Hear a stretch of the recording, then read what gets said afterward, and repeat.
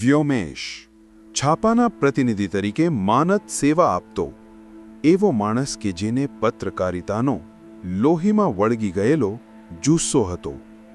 રોજ સવારે પોલીસ સ્ટેશનમાં ફોન કરી દુર્ઘટનાની ટૂંકી માહિતી લઈને સમાચાર તૈયાર કરવા તેનું દૈનિક કાર્ય હતું. એ જ સમયે એક દિવસ તેણે સાંભળ્યું કાંઠા વિભાગના એક ગામમાં રહેતા યુવકે ગળે ફાંસો ખાઈને આત્મહત્યા કરી. રૂટીન સમાચાર ગણાય એવો આ કેસ વ્યોમેશે એક કોલમમાં સમાવી અખબારમાં મોકલી દીધા. પણ 2 અઠવાડિયા પછી એક રજાના શાંત બપોરે હાથમાં ચા અને મનમાં આરામ સાથે વ્યોમેશ હળવાશની પળમાં હતો. તેટલામાં 2 આગેવાનો એને ઘરે મળવા આવ્યા. ખિસ્સામાંથી એક ચિથાઈ ગયેલો પત્ર કાઢીને તેની સામે મૂક્યો.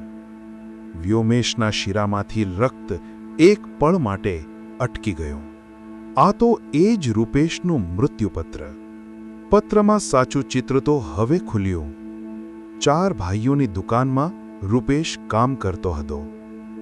તેમણે કામકાજ માટે સંપર્કમાં રહી શકાય તે માટે રૂપેશને એક સાદો કીપેડવાળો મોબાઈલ ફોન આપ્યો હતો. આ સાદો મોબાઈલ ફોન રૂપેશથી ક્યાંક ગુમ થઈ ગયો હતો. રૂપિયા અને રૂઆબ ધરાવતા આ 4 ભાઈઓએ રૂપેશને ભયંકર માર મારી ધમકી આપી હતી. મોબાઈલ લઈ આવ, નહીં તો જુઓ તારું શું થાય છે. આ ભયથી ડરીને રૂપેશે રાતે પોતાનો જીવ સમાપ્ત કરી દીધો. પણ મોત પહેલાં તેણે આખી હકીકત જણાવતી એક ચિઠ્ઠી લખી હતી, એક વિનંતી સાથે. મારા પછી આ ચિઠ્ઠી પોલીસ સુધી પહોંચાડશો અને મને ન્યાય અપાવજો. વ્યોમેશનું મન ઉથલ-પાથલ થઈ ગયું. તેણે તરત અન્ય મીડિયાને જાણ કરી. પોલીસ અધિકારીઓને મળ્યો, પણ ક્યાંયથી અવાજ ન ઉઠ્યો. શંકા ગઢ થતી ગઈ.